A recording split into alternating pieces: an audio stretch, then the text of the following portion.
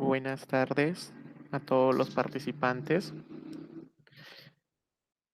En breve damos a inicio al curso de gastos deducibles y no deducibles del impuesto a la renta.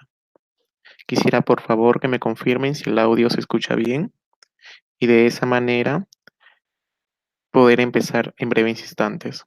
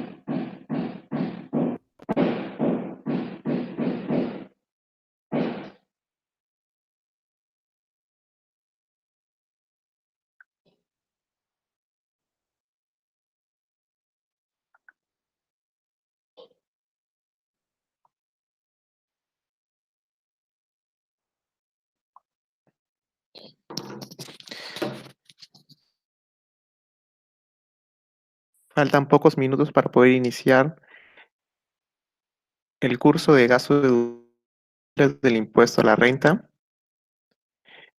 A las 5 en punto daremos inicio de esta segunda charla gratuita que se ofrece por A Contable.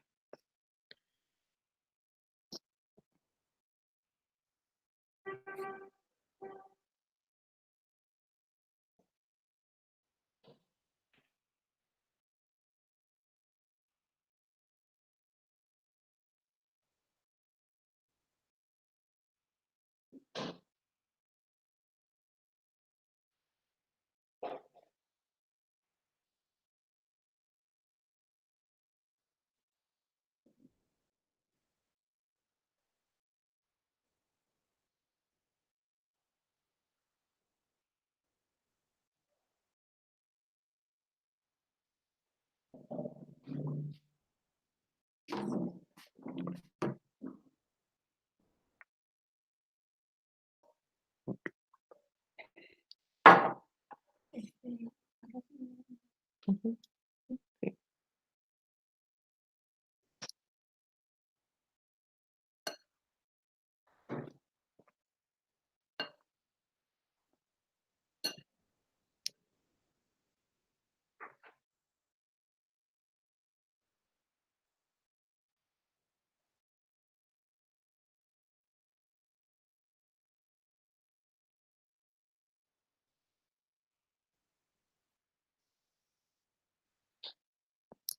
En breves instantes damos inicio al curso.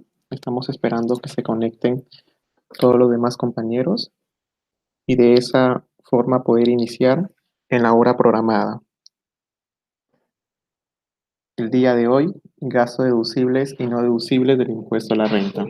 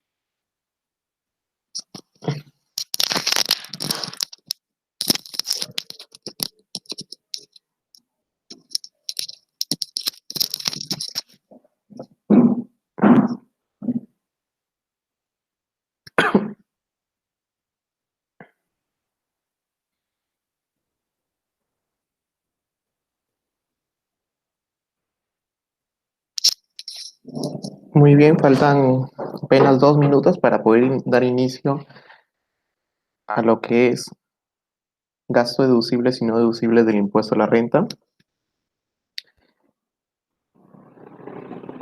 Dicho evento ya estuvo programado con varias semanas de anticipación y se escogió este tema gracias a la participación de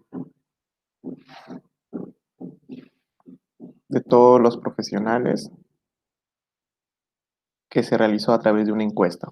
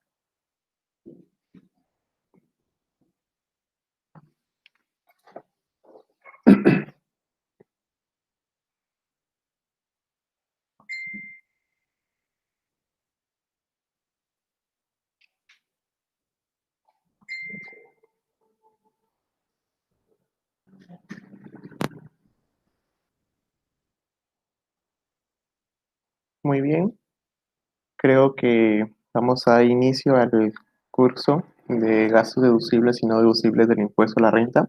Estamos dentro de la hora programada.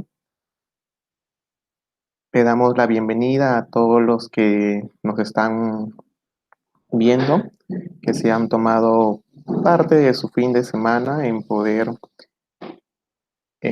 capacitarse, actualizarse en estos temas que son de vital importancia en el mundo profesional.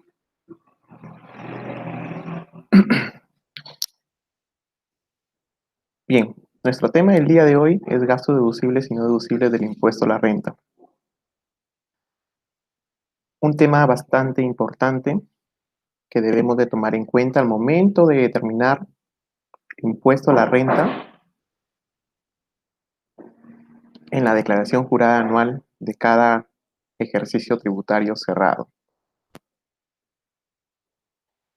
Con este curso vamos a entender cuáles son los gastos deducibles y los gastos no deducibles que el marco normativo, en este caso la ley del impuesto a la renta y conjuntamente con su reglamento, hace que las empresas tomen en cuenta al momento de realizar su declaración jurada anual. Para entender ello, ustedes saben, ¿no? Como pueden ver ahí en la pantalla, en este caso, ¿cómo es que se determina la renta neta? La misma que está grabada con el impuesto.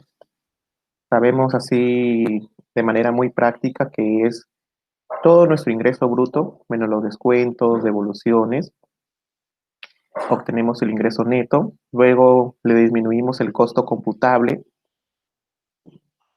para obtener la renta bruta y posteriormente disminuimos los gastos deducibles, ¿no? Y tenemos la renta neta. Pero, ¿qué es costo y qué es gasto? ¿O ambos son lo mismo? ¿Qué nos dice el marco normativo? ¿Qué nos dice la ley del impuesto a la renta, su reglamento? Si ustedes se dan cuenta dentro de la base legal que se está considerando en la parte derecha, el costo computable se encuentra regulado en el artículo 20 de la ley del impuesto a la renta y el artículo 11 de su reglamento, en donde nos define qué es un costo computable y nos dice que el costo computable es el valor de adquisición, valor de producción, valor de ingreso al patrimonio, valor del último inventario. Sin embargo, los gastos deducibles, eh, tenemos que los mismos se encuentran regulados por el artículo 37 de la ley del impuesto a la renta, así como los no deducibles en el artículo 44 y en su reglamento el 21 al 25. Entonces, bajo esa temática vamos a empezar a ver cuáles son esos gastos que la ley nos permite deducir y cuáles son esos no gastos que la ley no nos permite deducir. La deducibilidad del gasto se encuentra más que todo delimitada por el principio de causalidad, un principio que en esta oportunidad se encuentra regulado en el primer párrafo del artículo 37, que nos indica que para poder establecer la renta de tercera categoría, se deducirá de la renta los gastos necesarios para producirla y mantener su fuente, así como los vinculados para la generación de ganancias de capital, en tanto la deducción no esté expresamente prohibida por la ley, ¿no? Entonces, el primer requisito para poder yo deducir un gasto es que el mismo sea necesario para generar renta y para mantener o producir la fuente. Entonces, si es que yo soy una empresa dedicada al mundo del servicio, en este caso vamos a poner el servicio contable, por decirlo así,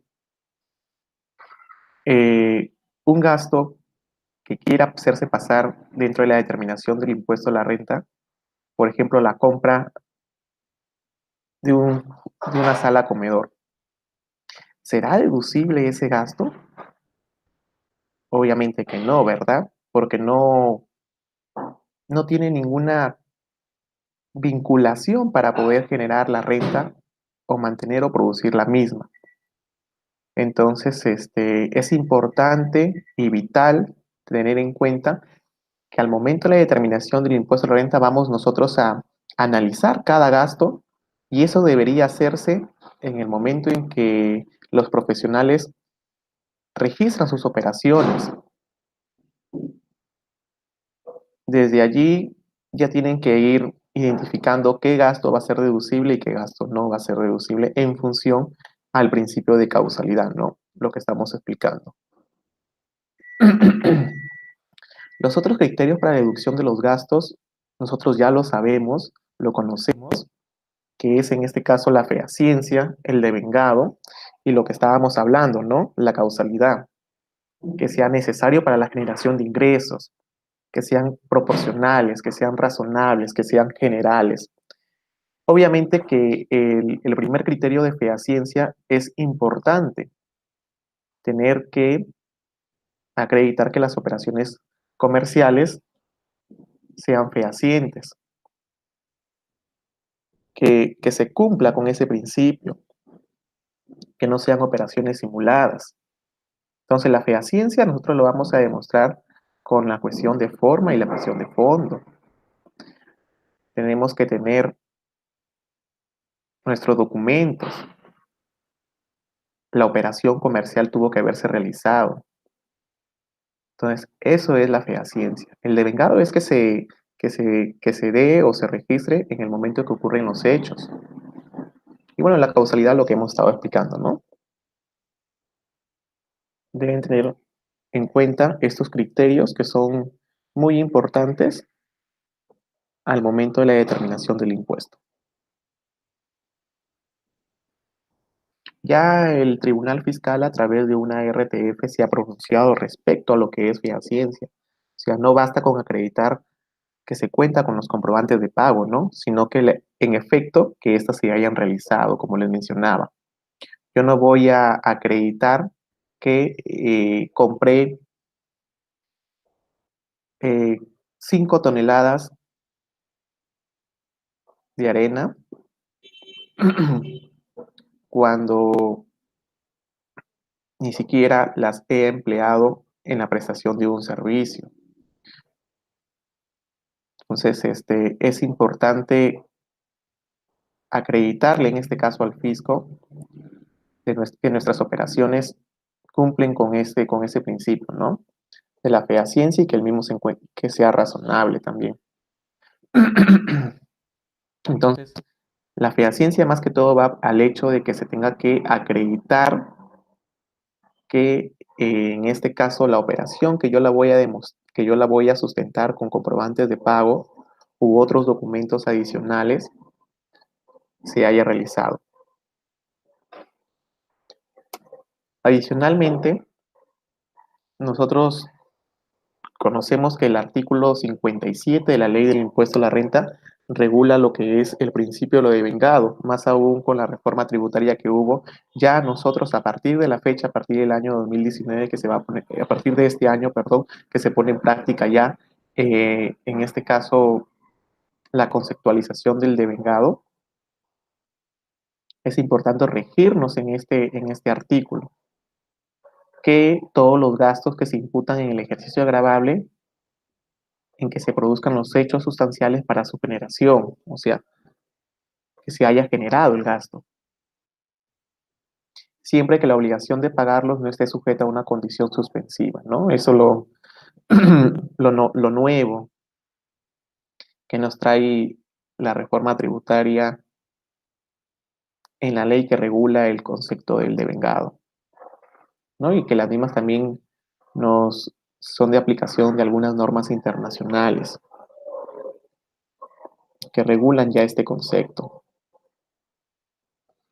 No obstante, cuando la contraprestación o parte de ésta se fije en función de un hecho o evento que se producirá en el futuro, los gastos de tercera categoría se devengan cuando dicho evento ocurra.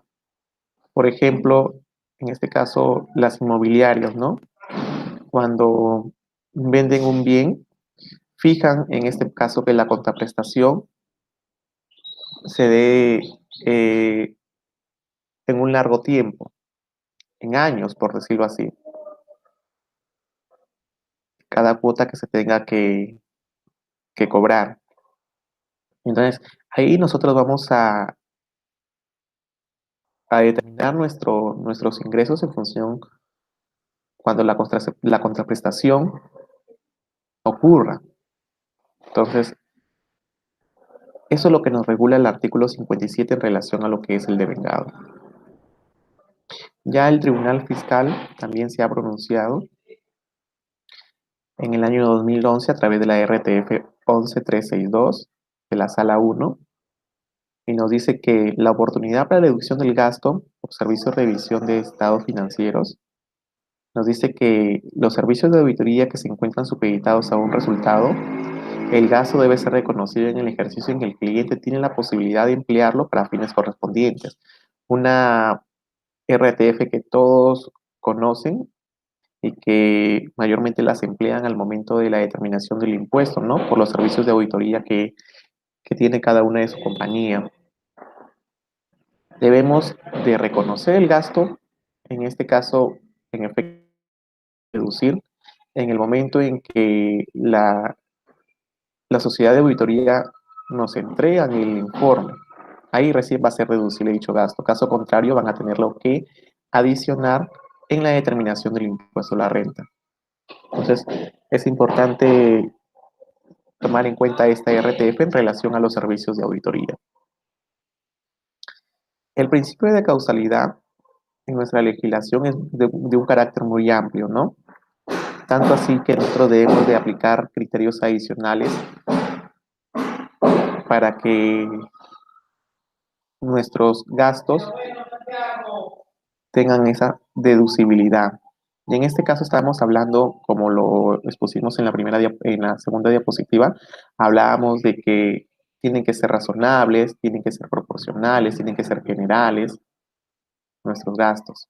Entonces, nuestra legislación aún está coja en cuanto a la regulación de este principio, pero que muy abiertamente lo podemos analizar y vamos a ir relacionando cada gasto en relación con la relación de la producción de rentas y el mantenimiento de la fuente, ¿no? De nuestra fuente productora.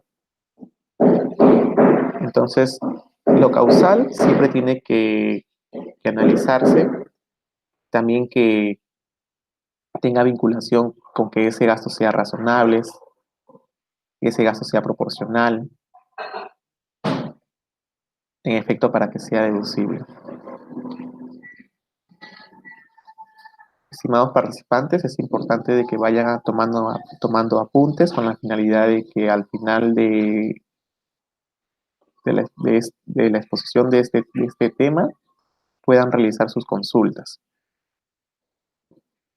Empezamos con la deducción de los gastos. Vamos a ver de todos los gastos que se encuentran de manera detallada en el artículo 37 de la Ley del Impuesto a la Renta. Vamos a ver los gastos más comunes.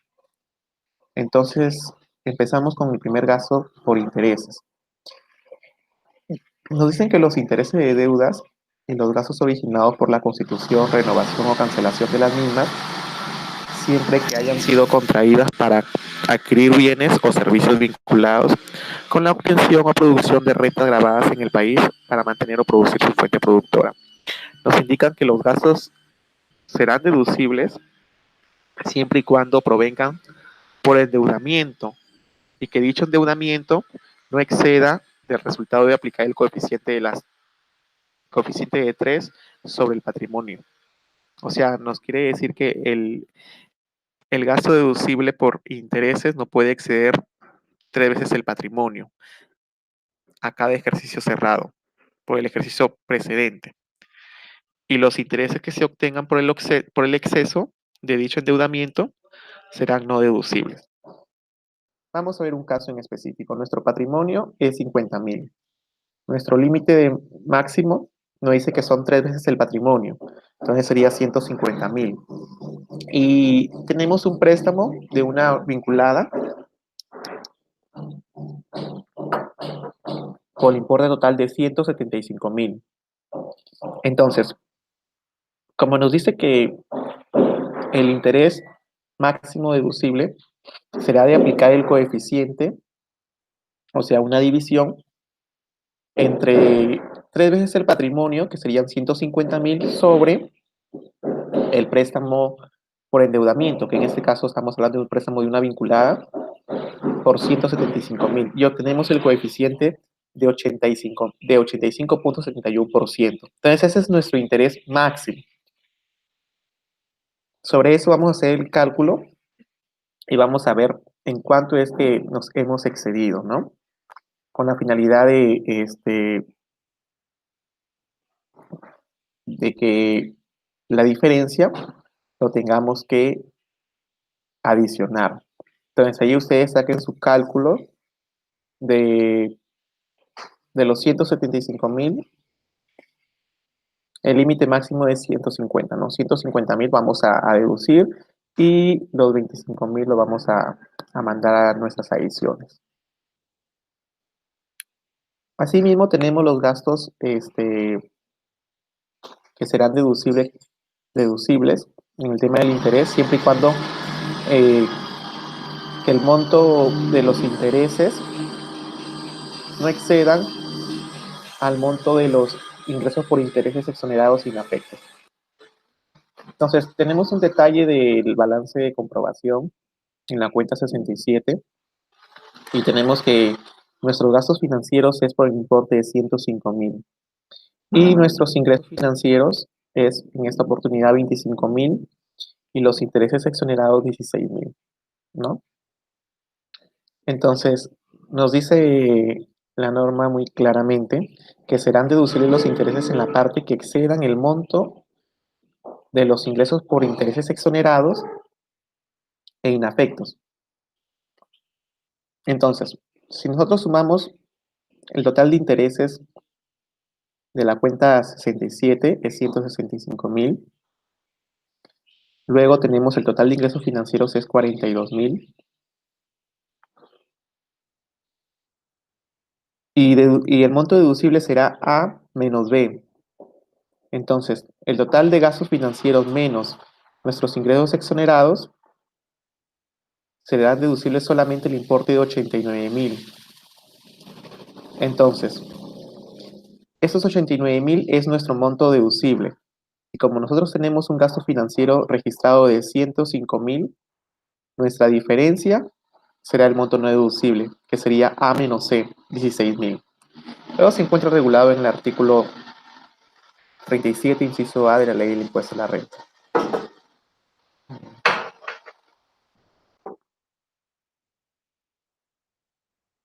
Bueno, ya sabemos cuáles son los gastos, en este caso por tributos, que van a ser deducibles.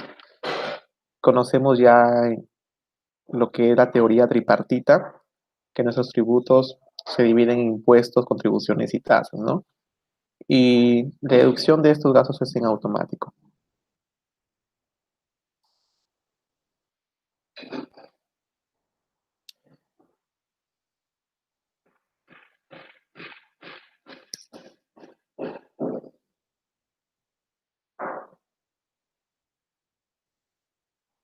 Ahora vamos a ver lo que son los gastos por seguros. A ver, un momentito, por favor.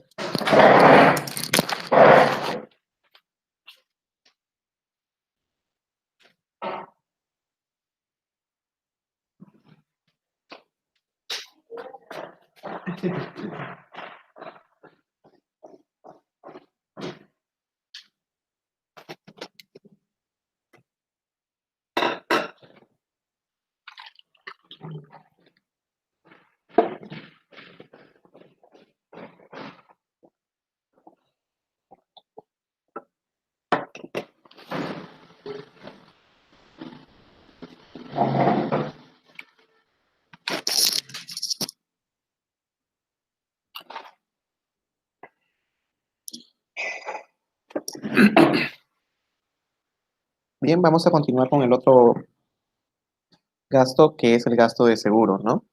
Y nos indican que las primas de seguros que cubran riesgos sobre operaciones, bienes y servicios, así como accidentes de trabajo, serán deducibles. Tratándose de personas naturales, esta deducción solo se aceptará hasta el 30% de la prima respectiva cuando la casa de propiedad del contribuyente sea utilizada parcialmente como oficina.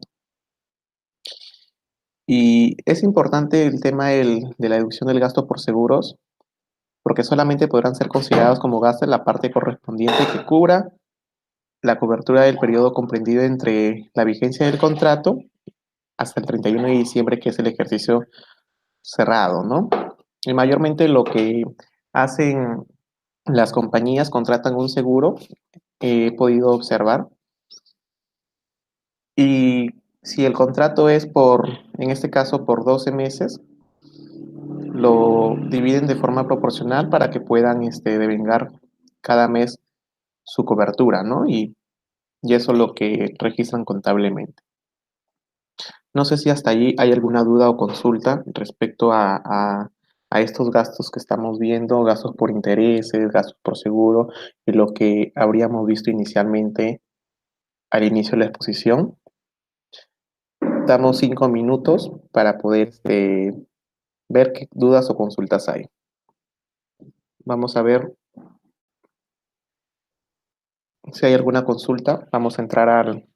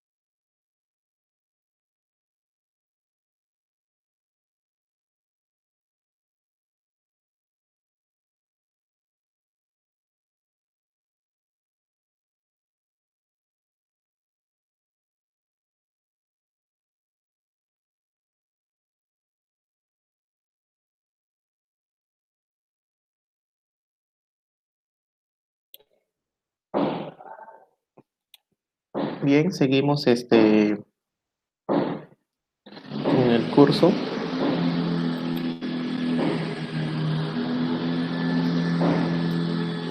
Creo que hasta el momento no hay ninguna duda o consulta que debamos ir absolviendo, pero continuamos con nuestros gastos deducibles. También nos indica la norma, el artículo 37, cuáles son esos gastos deducibles por pérdidas extraordinarias. En este caso, hay ciertas compañías que sufren pérdidas extraordinarias por caso fortuito o fuerza mayor sobre sus bienes, ¿no? O por algún delito que les hayan cometido terceros, sus trabajadores, le hayan sustraído ciertos bienes y que los mismos no se encuentren coberturados por seguros, ¿no? Ni que respondan a alguna indemnización. Entonces, los gastos deducibles por pérdidas extraordinarias siempre será deducible cuando los mismos se hayan probado judicialmente el hecho delictuoso o que se acredite que es inútil ejercitar la acción judicial correspondiente. Un caso particular, por ejemplo, en, vamos a decir una empresa XYZ que se dedica a la venta de calzados y que el negocio a través de sus cámaras identifique a uno de sus trabajadores que le haya sustraído 10 pares de zapatos. Entonces, en este caso, si la compañía realiza la denuncia correspondiente e identifica al trabajador, obviamente que esto posteriormente de manera policial pasa al Ministerio Público y luego ya viene la acción judicial, ¿no? Entonces, mientras que no se haya aprobado judicialmente, o sea, hasta que se haya una sentencia, nuestro gasto todavía no va a ser deducible hasta que ya tengamos la sentencia correspondiente de que se identifique como tal el autor del hecho, del robo, a ese trabajador. Entonces, mientras tanto, dichos gastos van a ser reparados, van a ser adicionados. Entonces, es un primer caso, ¿no? O sea, tenemos que esperar de que haya sentencia para que ese gasto sea deducible, en este caso. O también lo otro corresponde a que si es que el Ministerio Público en esta oportunidad considera de que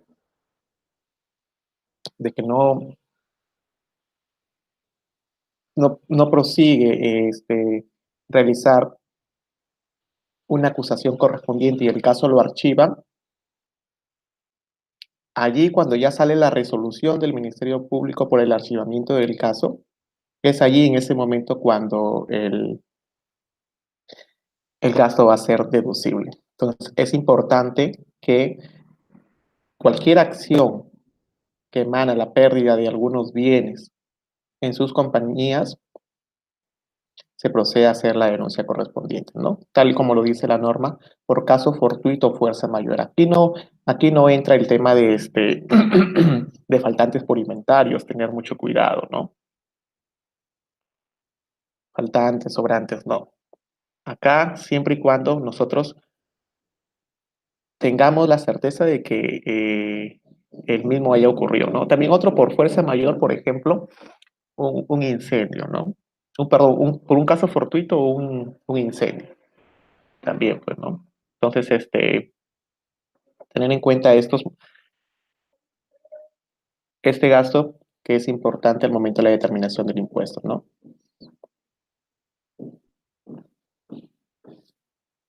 Aquí lo detallamos.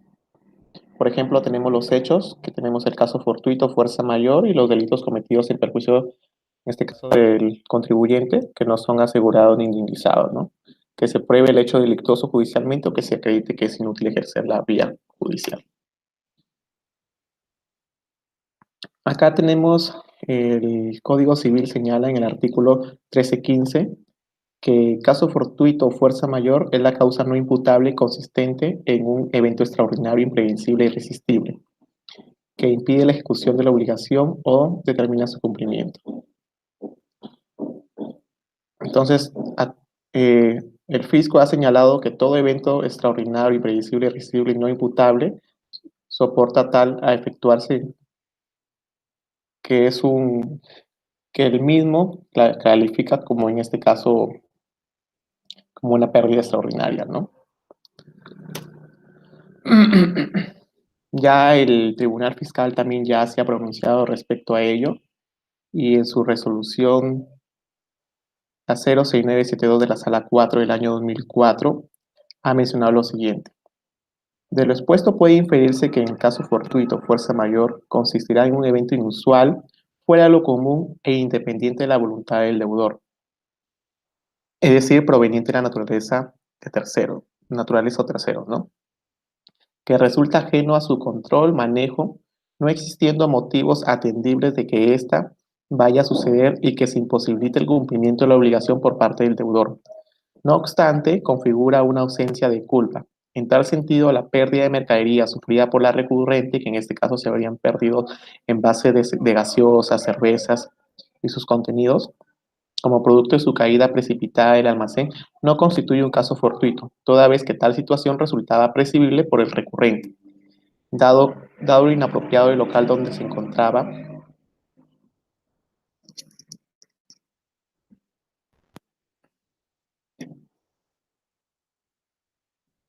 y que la inexperiencia de aquel en el apilamiento de cajas y el desnivel de terceros como lo reconoce el propio contribuyente, ¿no? O sea, aquí, en este caso, en efecto, es que el Tribunal Fiscal menciona y dice que el caso fortuito no solamente lo tenemos que analizar por hechos que de repente eh, el recurrente alega no haberlo tenido, que era imprevisible tenerlo controlado, ¿no? Hay ciertas situaciones en que sí, este, no son controladas por la propia recurrente, pero en este caso estábamos hablando de que se habían caído los envases de gaseosa y su cerveza y se había perdido el contenido. Entonces, el mismo resultaba previsible porque en este caso estábamos hablando la falta de inexperiencia del trabajador en el apilamiento de cajas, ¿no? Y adicionalmente el Tribunal Fiscal analiza el contexto y la situación, ¿no? De que el mismo esa situación se pudo haber controlado. Entonces, eso no califica como caso fortuito, ¿no? En este caso, lo que quiso eh, el- la compañía deducirlo como pérdidas extraordinarias. Entonces, acá el Tribunal Fiscal nos da un bosquejo más delimitado en cuanto a lo que es las pérdidas extraordinarias en relación a los hechos fortuitos, que el mismo será deducible siempre y cuando sea imprevisible, ¿no? Y que no se pueda controlar. Pero si es que ustedes pueden manejar dicha situación, entonces no resulta tener lo que por qué deducir como gasto aceptado, sino que el mismo corresponde a tenerlo que reparar, si es que lo han considerado. Ahora vamos a ver el tema, por ejemplo, de los delitos cometidos, ¿no? El Tribunal Fiscal también en esa resolución, en la 11061 de la Sala 2 del año 2007, nos dice que copia certificada de la denuncia policial en la que consta el hurto sistemático supuestamente efectuado por los trabajadores de la empresa y una copia de un artículo periodístico no acreditan la comisión del hecho delictuoso contra la recurrente a fin de que pueda deducir como gasto el importe por pérdida extraordinaria. Lo que yo les mencionaba era de que tenemos que esperar, como les digo, la acción judicial o que sea que no se pueda ejercer en este caso la acción penal, ¿no? O sea, cuando el Ministerio Público archiva el caso, entonces, a partir de ese momento ya nuestro gasto por pérdidas extraordinarias será deducible. Con solo la copia certificada de la denuncia policial, no, no es deducible. Tenemos que repararlo. Entonces, hay una RTF que nos indica el archivamiento provisional de la investigación preliminar por falta de identificación del presunto autor del delito, acredita que es inútil ejercitar la citada acción en forma indefinida, ¿no? Mientras no se produzca dicha identificación. Entonces, eso era lo que yo les mencionaba.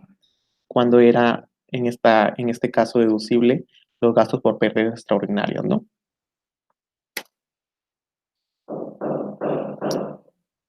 Entonces, las pérdidas por robo son deducibles recién en el ejercicio en que se acredite que iniciar la acción judicial es inútil, ¿no? El archivamiento del caso, como les mencionaba. Hay un caso que no sé si ustedes recuerdan, que fue que es muy conocido por todos los profesionales. una empresa de agua, ¿no? En la que quería deducir como parte de pérdidas extraordinarias los consumos clandestinos, ¿no? Y los errores del registro de los medidores. Entonces, ellos deducieron por gasto por pérdida extraordinaria debido a la dificultad de detectar tales conexiones y a los agentes infractores, ¿no? Eso fue lo que se pronunció el Tribunal Fiscal en aquel entonces. Entonces, esto se encuentra regulado en el inciso D del artículo 37 de la Ley del Impuesto a la Renta.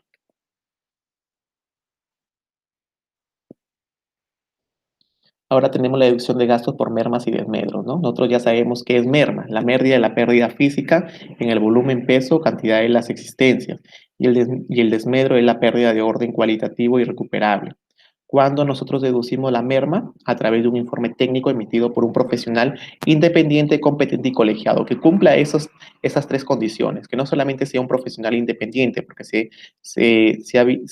ve casos en estas que con el solo hecho de tener el informe técnico de un profesional independiente, lo deducen, pero no, la norma es clara y precisa. Nos dice independiente al mismo tiempo competente y colegiado. No, no sé si ustedes recuerdan también un caso en específico de que querían deducir eh, gasto por mermas cuando el informe técnico había sido emitido por algunos investigadores de la Universidad Católica. Entonces, ahí no hablábamos de independencia, ¿no? Y mucho menos, este, eran competentes para poder reducir, para poder, hacer el análisis de la pérdida física del volumen, ¿no?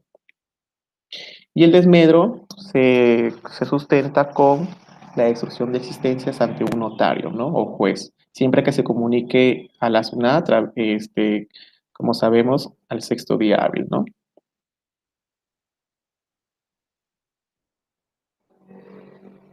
Acá tenemos los gastos preoperativos. Nos dice que los gastos de organización, los gastos preoperativos iniciales, los gastos preoperativos originados por la expansión de actividades de la empresa y los intereses devengados durante el ejercicio, durante el periodo preoperativo a opción del contribuyente podrán deducirse en el primer ejercicio o amortizarse proporcionalmente hasta un plazo máximo de 10 años, ¿no? O sea, nosotros los gastos preoperativos lo podemos deducir en un solo ejercicio o amortizarlos en 10 años. Ya eso queda a opción de la compañía de cómo deducir dichos gastos. Hay una RTF muy importante que es la 591 que nos dice que un estudio técnico y económico para participar en una licitación de obra constituye un gasto preoperativo y se registrará como activo diferido. Sin embargo, si la licitación no se llegase a ejecutar, deberá deducirse como gasto cuando exista la certeza de que no se suscriba la obra, ¿no? Ahí en ese momento, el gasto será deducible.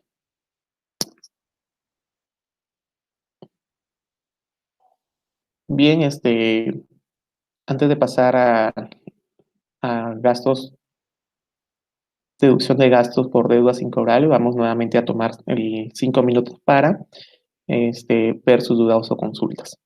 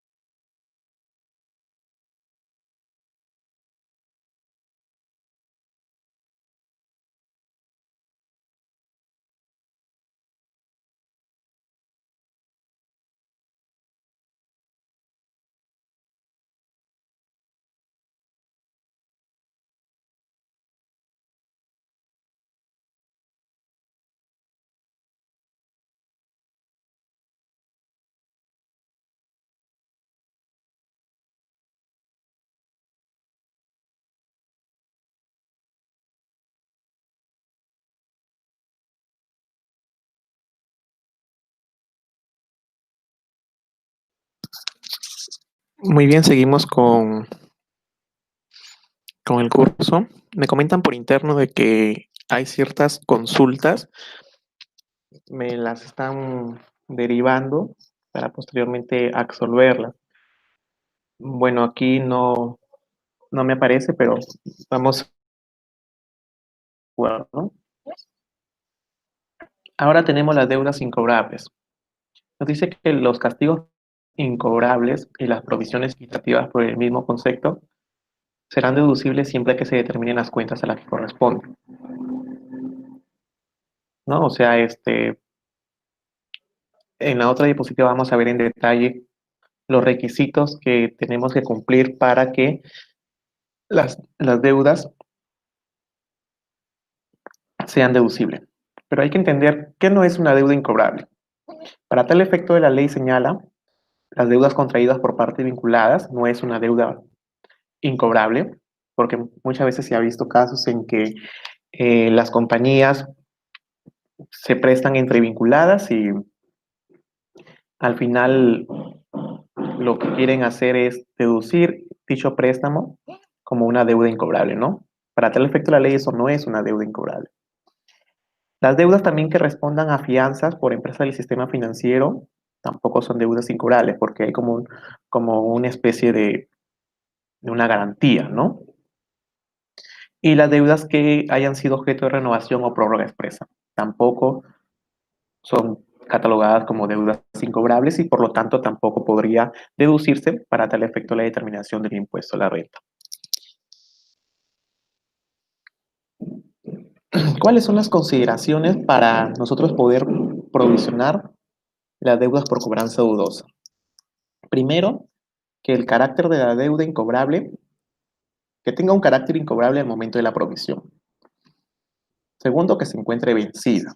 ¿No? Hay ciertas operaciones comerciales que nos dicen la fecha de emisión en el comprobante, fecha de emisión, fecha de vencimiento, ¿no? 30 días, 60 días, etcétera, ¿no? Ya está vencida. Existen dificultades financieras del deudor. De repente se declaró en quiebra, este, está en un momento de liquidación, qué sé yo, que se haya ejercido también las acciones de cobro, ¿correcto? Eso es importante, porque nosotros no podemos deducir como gasto aceptado para la determinación del impuesto a la renta deudas que nunca hemos ejercido una acción de cobranza, que ni siquiera le hemos constatado por correo, ni siquiera le hemos comunicado por carta, carta simple, cartas notariales, no. Tenemos que realizar acciones de cobranza, que también hayan transcurrido 12 meses de la fecha de vencimiento, ¿no? Eso es importante. Y que se encuentre de manera detallada en el libro de inventarios y balances, de forma discriminada, no acumulada, no totalizada, tener en cuenta ello, de manera discriminada, detallada. Entonces, si cumplimos esas consideraciones, podemos deducir el gasto por cobranza dudosa. Caso contrario, si no cumplimos esas consideraciones, no podríamos deducirlo. El fisco les va a reparar. ¿Ya? Entonces, eso se encuentra regulado en el inciso I del artículo 37 de la Ley de Impuesto a la Renta. Hay ciertos gastos, como por ejemplo los aguinaldos, bonificaciones, que nos dicen que podrán deducirse en el ejercicio comercial a que correspondan cuando hayan sido pagadas dentro del plazo establecido por el reglamento para la presentación de la declaración jurada, ¿no? Ustedes saben que los aguinaldos, bonificaciones, gratificaciones, retribuciones que se acuerden al personal, incluyendo todos los pagos por cualquier concepto que se hagan a favor de los servidores en virtud del vínculo laboral existente, son deducibles, siempre y cuando estén pagados. La parte de los costos o gastos a que se refiere este inciso, que es el inciso L del artículo 37 de la Ley de Impuesto a la Renta, y que es retenida para efectos del pago de los aportes provisionales podrá deducirse en el ejercicio agradable que corresponda cuando hayan sido pagados al respectivo sistema provisional dentro del plazo señalado. Entonces, tener en cuenta de que para poder yo deducir un gasto por aguinaldo o bonificaciones debe estar pagado.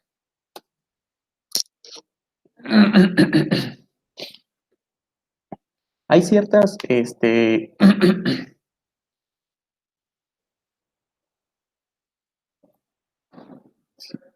gastos,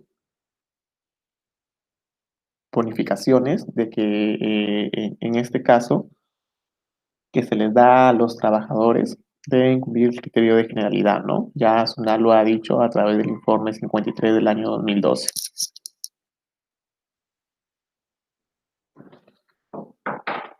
Ahora tenemos el gasto por contribuciones al personal. Los gastos y contribuciones destinados a prestar al personal por servicios de salud, recreativos, culturales y educativos, así como los gastos de enfermedad de cualquier servidor. Adicionalmente, serán deducibles los gastos que efectúe el empleador por primas de seguro de salud al cónyuge y a los hijos del trabajador, siempre que estos últimos, o sea, los hijos, sean menores de 18 años. ¿Y qué gastos son deducibles? Gastos y contribuciones destinados al personal, servicios de salud, recreativos y culturales, educativos, ¿no? Esos se encuentran en el inciso M del artículo 37 de la ley del impuesto a la renta, los gastos recreativos. Acá recordemos que hay ciertos límites, ¿no? Que no debemos de sobrepasar. Entonces vamos a ver ahora los gastos, dentro de estos gastos recreativos, los gastos por contribuciones destinados al personal y los servicios de salud, ¿no? Nos dicen que en principio debemos tener en cuenta que el numeral 3 del inciso C del artículo 20 el reglamento de la ley de impuesto a la renta, nos menciona de que no se constituye renta agravable de quinta categoría dichos gastos, ¿no? Porque son asumibles porque dichos gastos de asistencia de salud y los mismos que son a favor del personal son, en este caso, los van a asumir las empresas. Entonces, esos gastos no pueden asumirse como renta de quinta categoría. Recordemos los límites, como les decía, ¿no? Para estos gastos recreativos y culturales, tenemos el límite del 0.5% de los ingresos netos del ejercicio con un límite de las 40 UITs. Y se mantiene el criterio de generalidad. Es decir, si es que damos un servicio de salud, es para todos los trabajadores o de la misma línea, ¿no? Si vamos a hacer algún evento por el Día de la Madre, por el Día del Padre, eh, la campaña de las empresas, qué sé yo, a todos los trabajadores, por el Día del Trabajo, igualmente a todos, pues, ¿no? No se va a invitar a una parte de los trabajadores y a los otros no. Entonces, tener en cuenta de que el mismo debe cumplir con el criterio de generalidad. En los servicios educativos, en este caso, debemos de tener en cuenta de que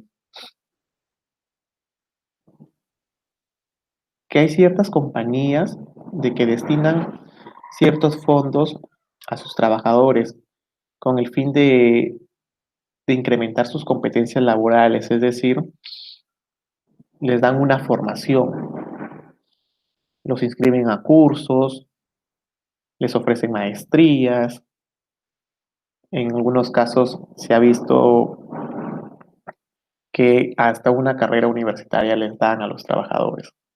Entonces, esos gastos son deducibles siempre y cuando no excedan el 5% de los gastos deducibles sin contar los gastos de capacitación. Es decir, la norma nos dice que el límite es 0.5% de los ingresos netos y en este caso vamos a entender que dividir los gastos deducibles en ejercicio es el resultado de dividir el 0.95 de los gastos distintos a la capacitación del personal que sean deducibles para determinar la renta neta. Es decir, solamente vamos a deducir el 5% de los gastos deducibles, sin contar los gastos de capacitación. Ese será nuestro límite. ¿de acuerdo? Entonces, este gasto educativo no, no aplicamos de manera así eh, delimitada el principio de generalidad, ¿no? Porque en el decreto legislativo 1120, en su segunda disposición complementaria, nos dice que el criterio de generalidad establecido en el artículo 37 no será aplicable para la deducción de los gastos de capacitación que respondan a una necesidad concreta del empleador en invertir la capacitación de su personal a efecto que la misma repercute en la generación de renta agravada y el mantenimiento de la fuente productora. Hablamos de manera específica de que en este caso hay una compañía y en la compañía se ve de forma así identificada al contador, sus asistentes y sus practicantes. Y en este caso la compañía le ofrece al contador una maestría, ¿no? Entonces, si bien es cierto, estamos dentro de la misma área, pero no significa de que la maestría le va a dar a todos, ¿no? Porque hay, en este caso, el empleador tiene una necesidad de invertir en la capacitación del contador, ¿no? Y que la misma va a responder posteriormente a mantener o producir la fuente. Entonces, es su caso en específico, ¿no? Como también se ven capacitaciones a los gerentes de operaciones, al área de marketing, al área de ventas, ¿no? Entonces, el mismo no responde de que sea general, sino que hay una necesidad. Y como ya lo hemos visto aquí en la segunda disposición complementaria del decreto legislativo 1120, no es requisito necesario que se cumpla la generalidad en la deducibilidad de este gasto. Ya el Tribunal Fiscal se ha pronunciado en diferentes RTFs y en una de ellas que la he logrado considerar acá es que la RTF 2506 de la Sala 2 del año 2004 nos dice que la generalidad del gasto debe evaluarse en relación al beneficio percibido por funcionarios del rango similar, ¿no? Acá tenemos otras RTFs, por ejemplo en gastos médicos, nos dicen que son deducibles los gastos médicos a que se refiere el literal perdón, del artículo 37 de la ley de impuestos, en tanto los usuarios de dichos servicios médicos sean trabajadores y accionistas de las empresas. Y también tenemos por un gasto recreativo, que los gastos por adquisición de cerveza con motivo de la festividad por el Día del Trabajo cumple con el principio de causalidad por enmarcarse esta adquisición dentro de una actividad recreativa, ¿no? Esta empresa habría comprado 100 cajas de cerveza para celebrar el Día del Trabajo con 20 trabajadores. Muy buena, muy buen día festivo tuvieron los trabajadores. Pero bueno, ya el tribunal también se ha pronunciado respecto a ello, ¿no? De que en esta oportunidad queda al fisco corroborar si es que se consumieron todas, ¿no? Qué es lo que pudo haber pasado, ¿no? Que asistieron todos, también tenemos que ver eso. Tenemos ahora los gastos de remuneraciones de directores. Nos dice que el gasto de remuneración que realizan los directores de las sociedades anónimas serán deducibles en conjunto siempre y cuando no exceda el 6% de la utilidad comercial del ejercicio antes del impuesto a la renta, ¿no? Ya el Tribunal Fiscal también se ha pronunciado respecto a ello y ha mencionado de que no resulta regada a la deducción del gasto por dietas de directores al no haber tenido la utilidad comercial que permite el cálculo del tope del 6% de las utilidades establecidos en la ley, ¿no? Tenemos que siempre ver el límite, que en este caso es el 6% de la utilidad comercial.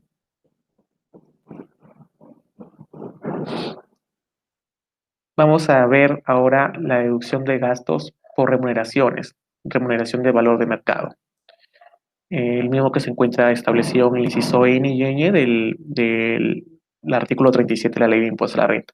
En esto sí le vamos a pedir un poquito de atención porque es un gasto muy importante que se tiene que ver siempre cuando se finaliza el ejercicio, ¿no? Y verificar si es que la remuneración de nuestros socios, accionistas, gerentes, no exceden el valor de mercado. Entonces, vamos a dar una pausa para ver el foro de consultas y seguir con nuestra exposición. 5 minutos, por favor.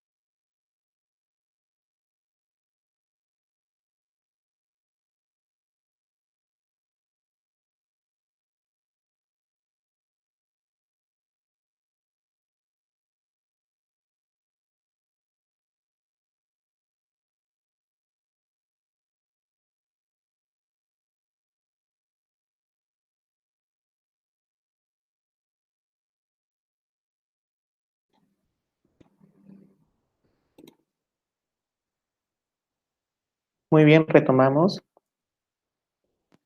el tema y ahora vamos a ver los gastos deducibles por remuneración.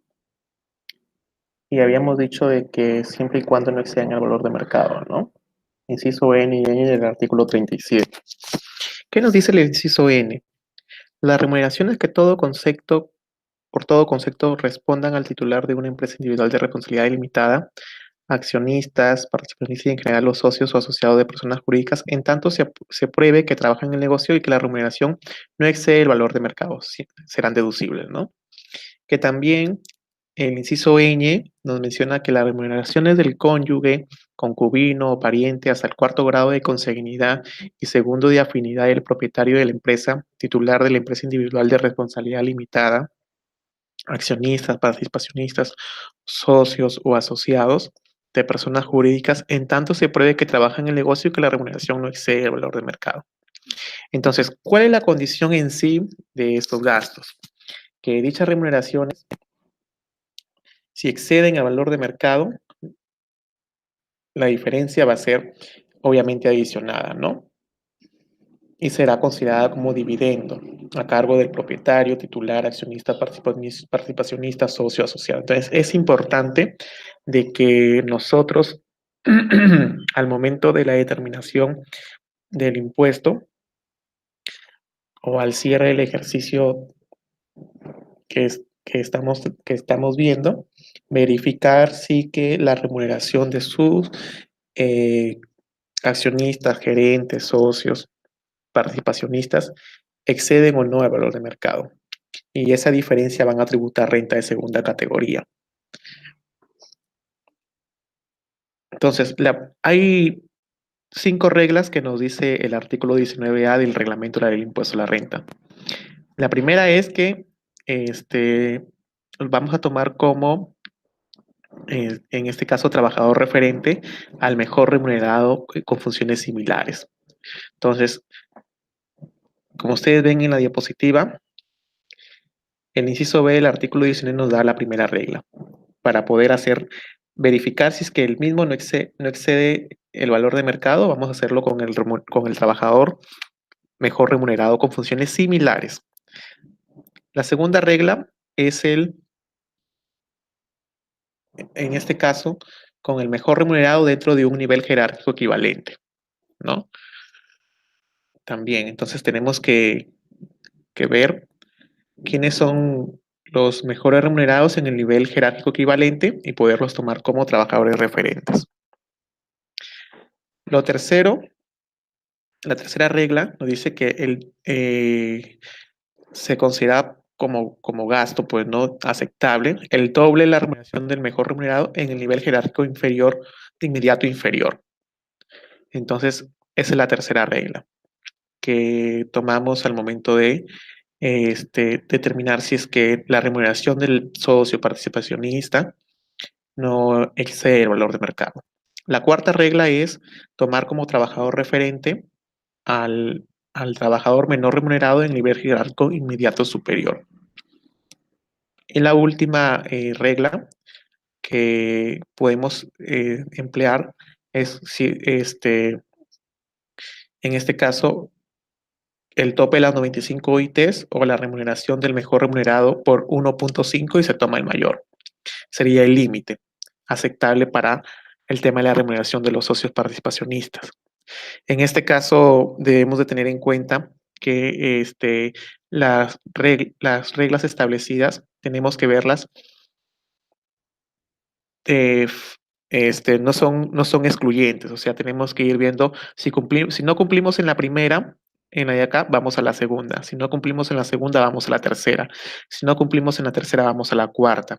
Y si no cumplimos en la cuarta, recién llegamos a la quinta. Se ve que muchas compañías aplican la quinta, pero eso está mal, porque como les digo, no son excluyentes. Tenemos que ver si cumplimos cada regla en este orden, ¿no?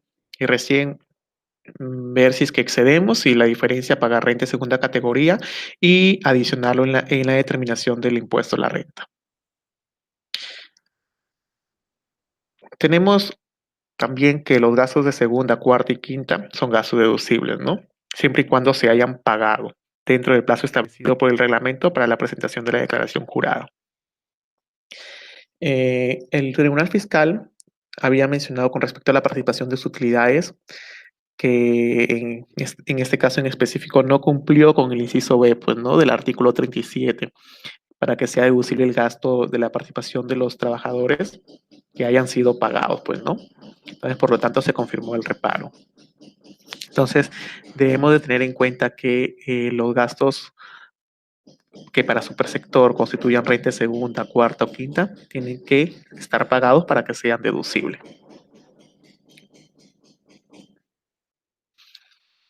Ahora vamos a ver la deducción de gastos de vehículos automotores. Y en este caso serán gastos deducibles cualquier forma de cesión o uso, tales como arrendamiento financieros y otro. Funcionamiento entendido como destinados a combustible, lubricante, mantenimiento, seguros y reparaciones. Y depreciación por desgaste. Esos serán los gastos deducibles por los vehículos automotores. No se consideran como actividades propias del giro del negocio o empresa las de dirección, representación y administración de las mismas. Por lo tanto, esos serían totalmente reparados, ¿no? Debemos de tener en cuenta que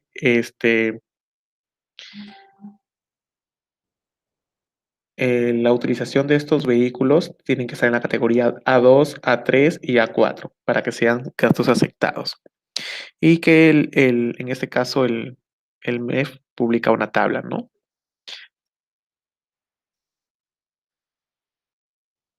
Ahora, acá hay una regla que nosotros debemos tener en cuenta al momento de la deducción de dicho gasto, ¿no? Primero, y es esencial que ustedes tienen que tener en cuenta que el valor de adquisición, en este caso de los vehículos automotores, o valor ingreso al patrimonio, según se trate de adquisiciones a título oneroso o gratuito, será deducible dicho gasto en este caso, que lo vamos a ver a través de las depreciaciones, ¿no? Siempre y cuando no exceda las 30 UITs. Entonces, deben tener en cuenta ello al momento de la compra de los vehículos, pues, ¿no? Siempre y cuando no excedan las 30 UITs,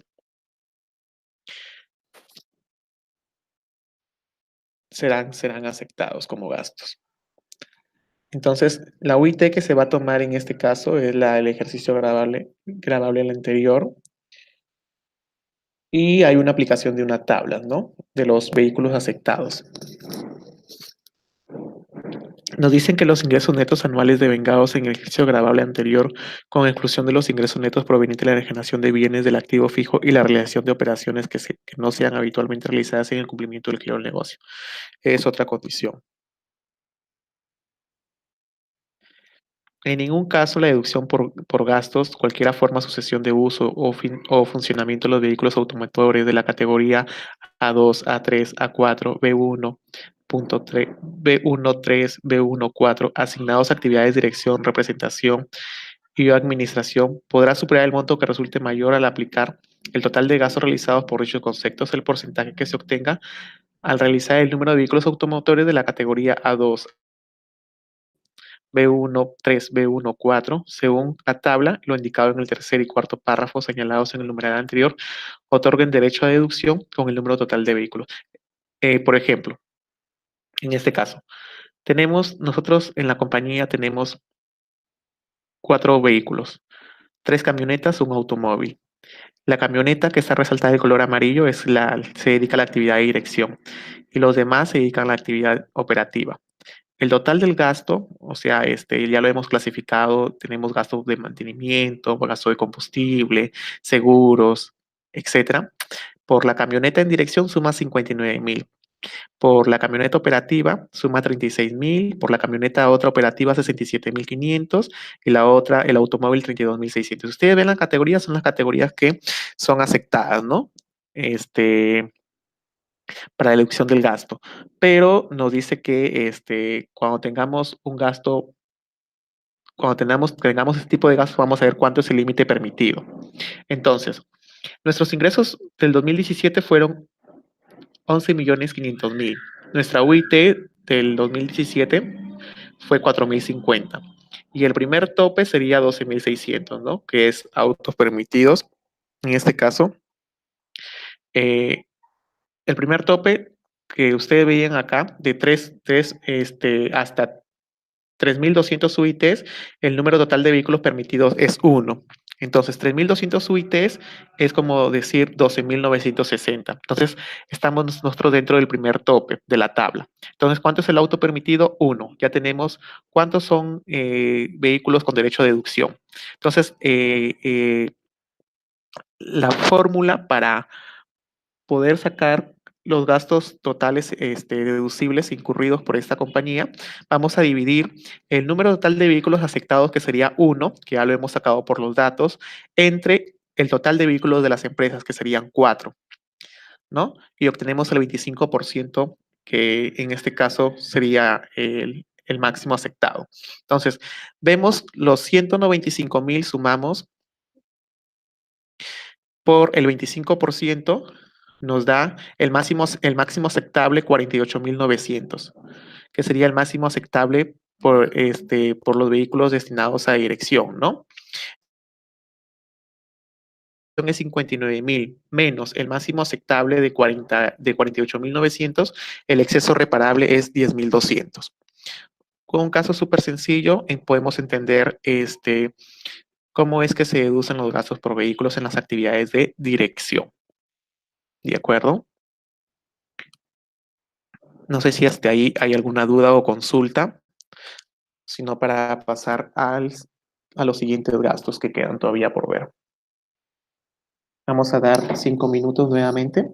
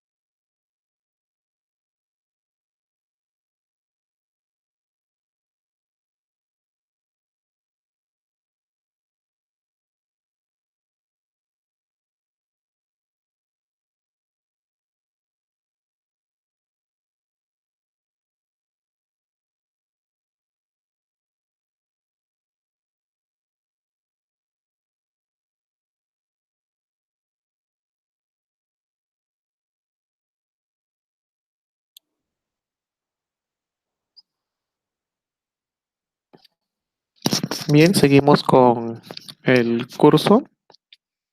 Hay unas preguntas que nos dice nuestro amigo Abel Domínguez, que la comisión que cobran los bancos por embargo de la retención de la cuenta corriente por deuda de SUNAT es deducible. Nos, nos, nos preguntan. Bueno, en este caso no sería deducible, ¿no? Pues porque la misma deviene de un tema de una medida cautelar que en este caso la administración tributaria habría empleado a la compañía en efecto para el cumplimiento de sus obligaciones tributarias. Entonces, este gasto no emana de una operación comercial, por lo tanto, no sería deducible. Hay una pregunta que son intereses de préstamos.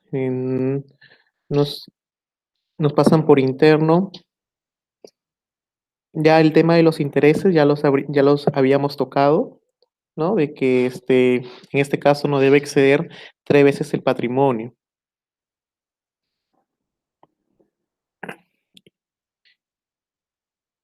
Bien, vamos a seguir con nuestra charla. Vamos a tocar el gasto de movilidad.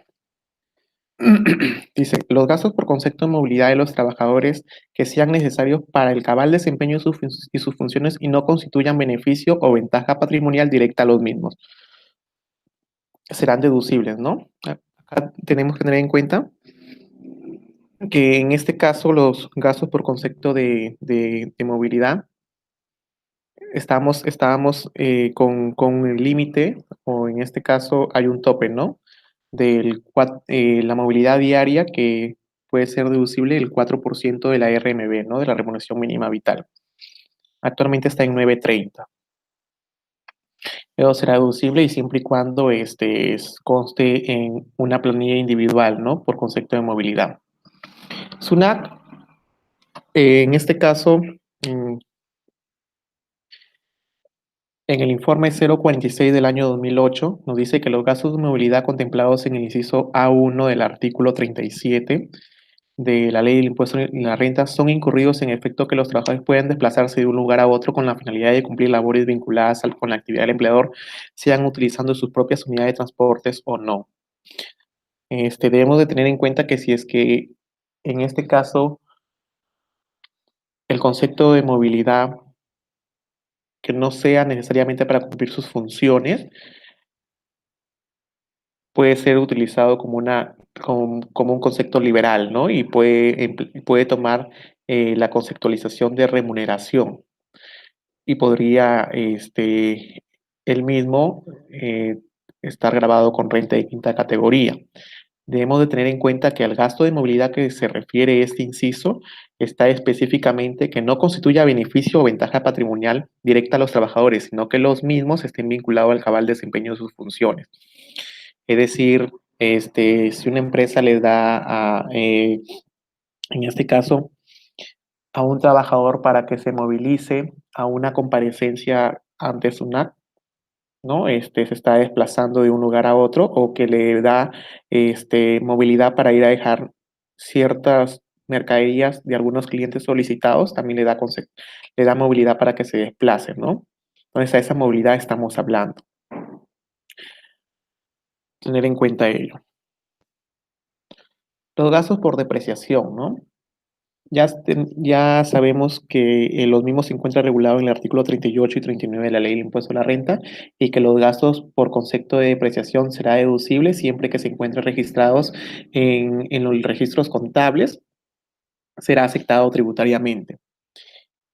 En ningún, ¿no? Bajo ningún concepto podemos deducir gasto por depreciación si es que no están debidamente registrados, devengados, ¿no? Registrados en los libros. Debemos de tener en cuenta que la depreciación que se consigna en este caso en las declaraciones juradas anuales que se hace por el efecto del impuesto a la renta no pueden ser rectificadas una vez cerrado el ejercicio fiscal. O sea, bajo ningún concepto será admitido la rectificación. Es por eso que es importante realizar el cálculo correspondiente antes de cerrar sus periodos contables.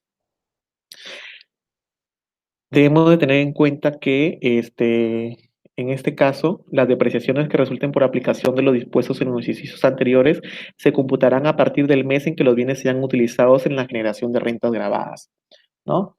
Este, muchas veces se ha visto de que comienzan a depreciar los bienes, o en este caso, los inmuebles, bienes, ¿no?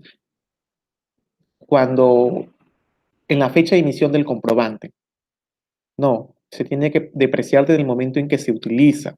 Desde ese momento, a partir de allí, es aceptada la depreciación, porque pueden ser fechas distintas. Digamos, una máquina para una empresa industrial la compran el día de hoy, que estamos 19 de mayo del 2019 y recién empieza por 1 millón, digamos, por 1 millón de soles y recién comienza a operar en septiembre de este mismo año.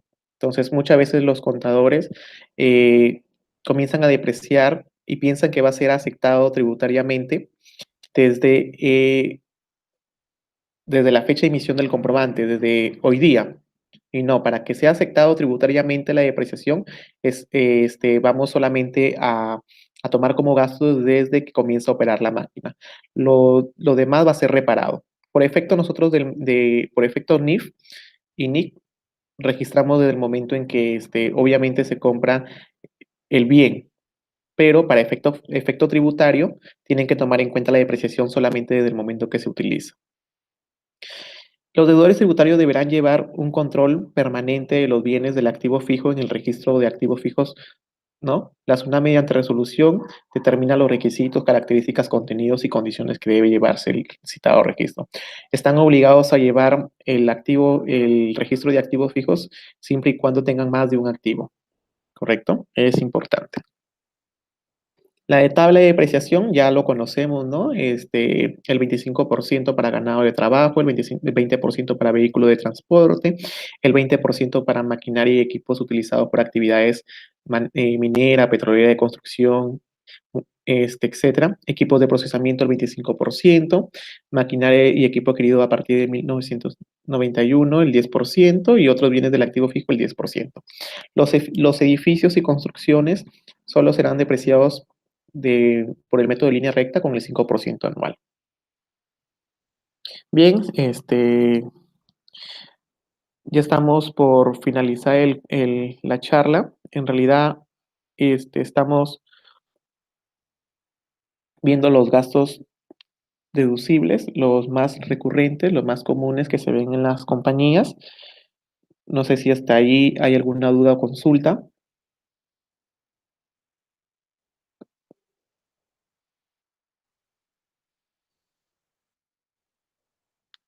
Pueden hacer sus dudas o consultas antes de pasar al artículo 44, por favor.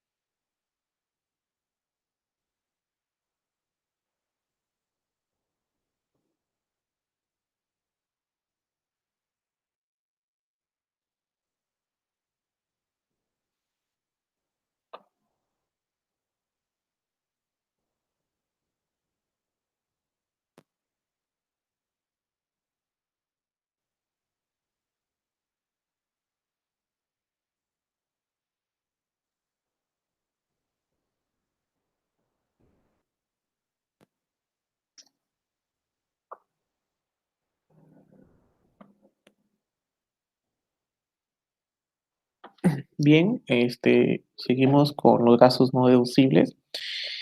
Y ya sabemos que los gastos no deducibles para efecto del impuesto a la renta son los gastos personales y sustento del contribuyente y sus familiares, ¿no?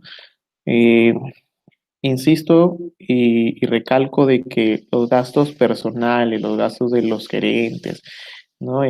No son aceptados tributariamente. Por favor, eso ustedes tienen que conversar con sus gerentes, tienen que conversar con sus accionistas, que los gastos que ellos realicen no serán deducibles. Podrán registrarlos. Para efecto financiero sí, pero para efecto tributario no. Tienen que repararlos totalmente. El impuesto a la renta tampoco es un gasto deducible. En este caso, el impuesto a la renta asumido, ¿no? En este caso, por operaciones con no domiciliados. A eso quiero decir, ¿no? Cuando ustedes realizan ciertas operaciones con sujetos no domiciliados, ustedes están en la obligación de retener el impuesto a la renta. Pero si es que ustedes asumen dicho gasto del impuesto a la renta, eso será no deducible. Las multas, recargos, intereses, moratorios previstos en el Código Tributario y en general sanciones aplicadas por el sector público nacional tampoco son, en este caso, aceptados tributariamente, ¿no? Y muchas veces vemos de que las multas la deducen, los recargos lo deducen, los intereses moratorios que, que le generan por el pago tardío de sus impuestos también lo dicen. No, es taxativamente descrito en el artículo 44. Las donaciones y otro acto de liberalidad en dinero, en especie, salvo lo establecido en el inciso X del artículo 37, tampoco serán deducibles. El inciso X del artículo 37 nos habla de las donaciones del 10%, ¿no? Que serán aceptados como gasto deducible las donaciones que le hagamos a una entidad sin fines de lucro, ¿no? Y que se encuentre inscrita en SUNAT. A eso se refiere el inciso X. Pero otro tipo de donación o cualquier otro acto de liberalidad que sea distinto a lo establecido en el inciso X del artículo 37 es no deducible. Las sumas invertidas en las adquisiciones de bienes o costos posteriores incorporados al activo de acuerdo con las normas contables tampoco es deducible para efecto del impuesto a la renta. Las asignaciones destinadas en la constitución de reservas o provisiones cuya deducción no admite esta ley tampoco son deducibles para efecto del impuesto a la renta, ¿no? Aquí vemos, en este caso, vemos los pasivos diferidos, ¿no? Aplicados por las normas contables, eso no es deducible. La amortización de llaves, marcas, patentes, procedimientos de fabricación y otros activos similares tampoco son deducibles. Los gastos cuya documentación sustentatoria no cumpla con los requisitos establecidos en el reglamento de los comprobantes de pago tampoco serán deducibles. Entonces, estos son los gastos más comunes que se ven que en este caso el fisco verifica al momento de la determinación del impuesto. Bien, estamos ya por culminar la charla. ¿Alguna duda o consulta? Tenemos el foro de consultas. El material será enviado al administrador para que lo puedan proporcionar. Igualmente dejen sus correos. Cualquier duda o consulta también lo pueden hacer directamente. Y muchas felicidades por participar en el curso y ya estaremos programando otros cursos. Muchas gracias.